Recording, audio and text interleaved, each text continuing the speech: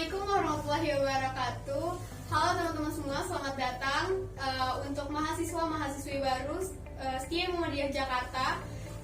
Di sini kita dari PKIMM Setia Muhammadiyah Jakarta ingin memperkenalkan apa itu IMM, dan kita berdua di sini, kita semua di sini ingin ngopi. Ngopi itu apa sih Kak? Ngopi itu adalah ngobrol perkara IMM. Dan di depan kita semua ini sudah ada narasumber nih. Yuk perkenalkan. Halo teman-teman, nama saya Via. Nggak pakai jaket merah khas IMM, tapi tetap IMM banget loh lah ya. Ya. Wow. Kalau nama gue sendiri Andri, kita emang nggak pakai almet, tapi IMM itu selalu di hati. Betul. Nah Kak, kita kan di sini mau ngopi nih, ngobrol perkara IMM. Sebelumnya boleh nih ceritain gimana pengalaman kakak-kakak di depan ini, IMM itu seperti apa atau kegiatannya dan sebagainya. Oh, siapa dulu nih? Lo apa gue dulu nih Mungkin Bang? ladies first kali ya. Aduh, bisa banget ya. Oke. Kenapa gitu ya?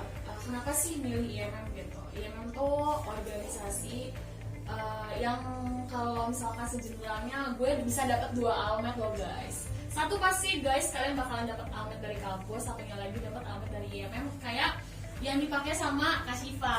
Kita nggak ada karena kita ada di rumah, tenang. Kalau misalkan pengalaman, banyak banget pengalaman yang bisa lo dapetin di IMM. Salah satunya lo punya banyak relasi, karena IMM tuh banyak banget guys, nggak cuma di Setia doang. Ada di mana-mana, ada di ada di UMJ, ada di ITB, dan di berbagai tempat. Yang ngasih Bang? Benar banget. Gimana kalau pengalaman lo gimana Bang? Kalau gue sih simple ya, pengalamannya tuh pasti dirasain sama teman-teman yang dulu pernah organisasi. Cuman manfaat yang perlu digarisbawahi, karena IMM kita bisa ngomong di depan kamera gitu loh.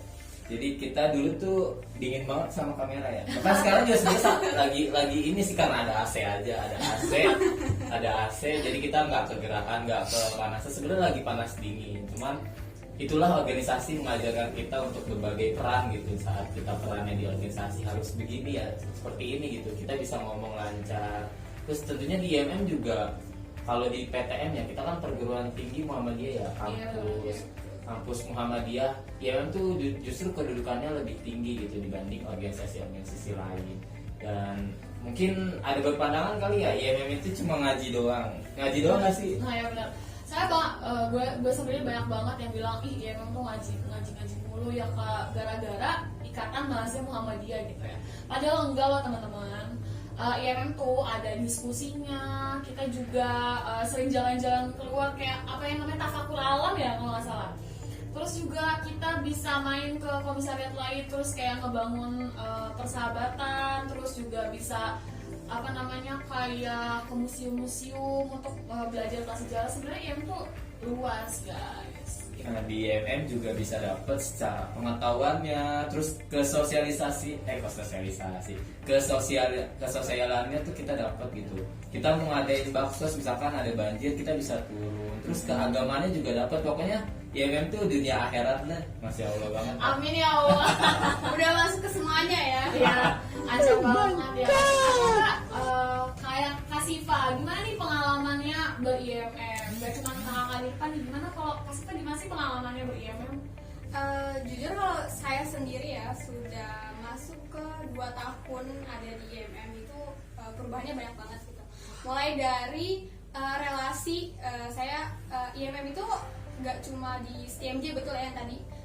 Tentunya IMM juga ada banyak komisariat lain di perguruan Muhammadiyah lainnya gitu.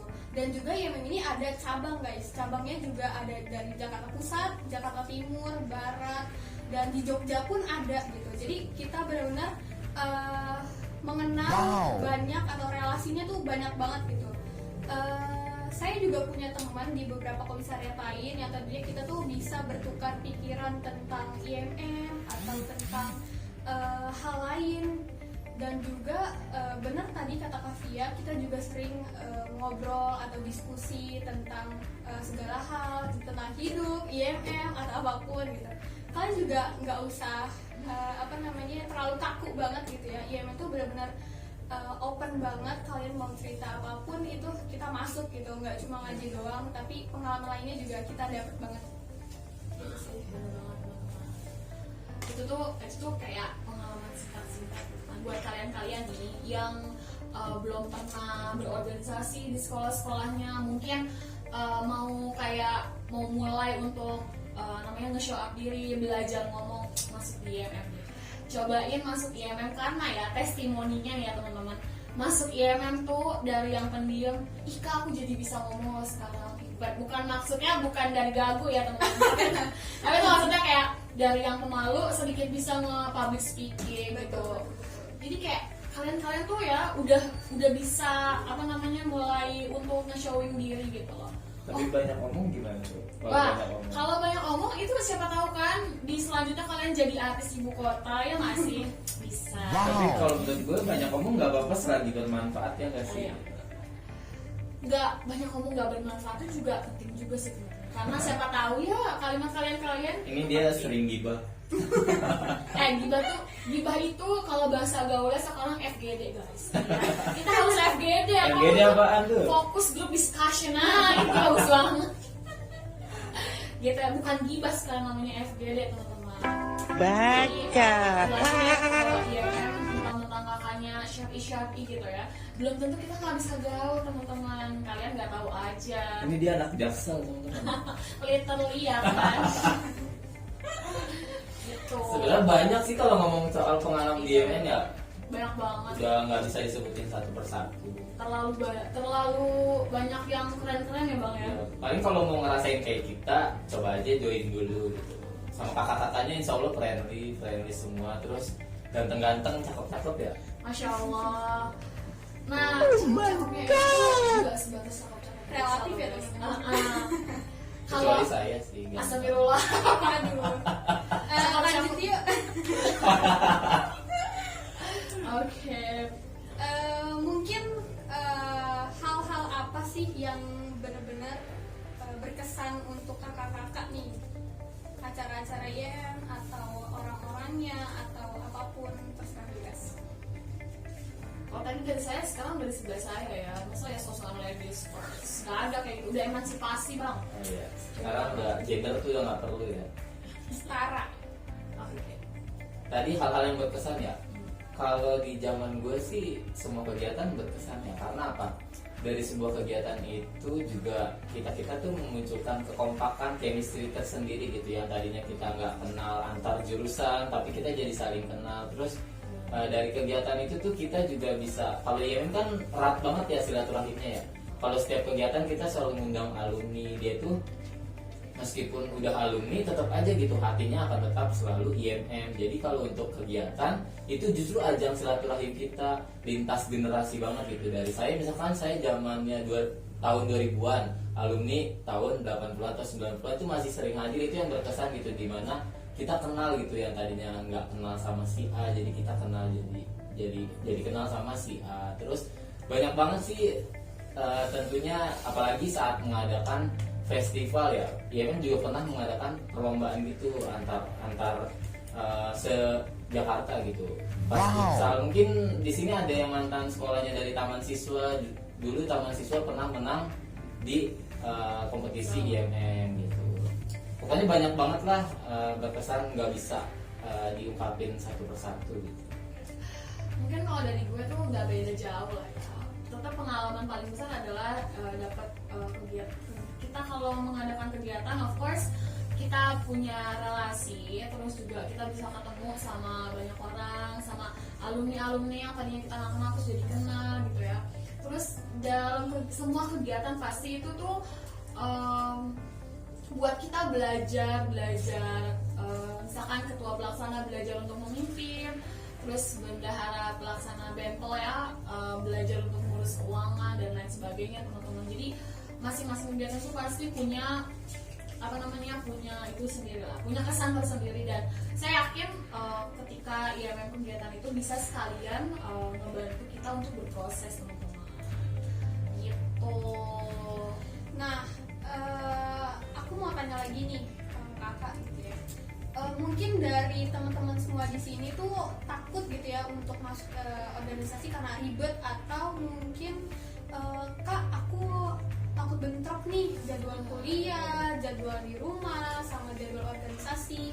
Kira-kira ada nggak sih kak tipsnya untuk mengatasi semua hal itu gitu?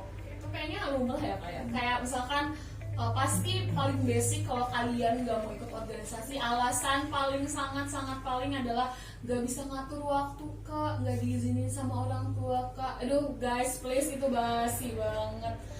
Itu tuh semua bisa banget diatasin ya kak. Pertama kalau dari saya pribadi adalah diri kalian sendiri gitu. Kalian bakalan diizinin sama orang tua ketika kalian ngasih progres buat orang tua. Misalkan kayak kalian sibuk berorganisasi tapi kalian di rumah tetap ngebantuin orang tua gitu. Kalau dari Kanti gimana nih? Cowok kan, kalau cewek kan ada beda gitu. Ya nggak ya nggak? Padahal tadi katanya kesetaraan gender tuh sama gitu. Kalau menurut gue sih hal klasik ya buat kayak nggak bisa bagi waktu itu klasik gitu.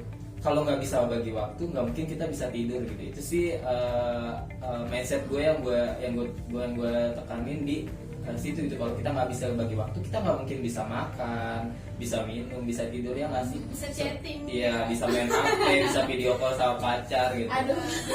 Tapi kan di sini lebih ke skala prioritas ya. Sebenarnya kalau teman-teman nggak bisa bagi waktu, itu berarti organisasi itu belum prioritas gitu.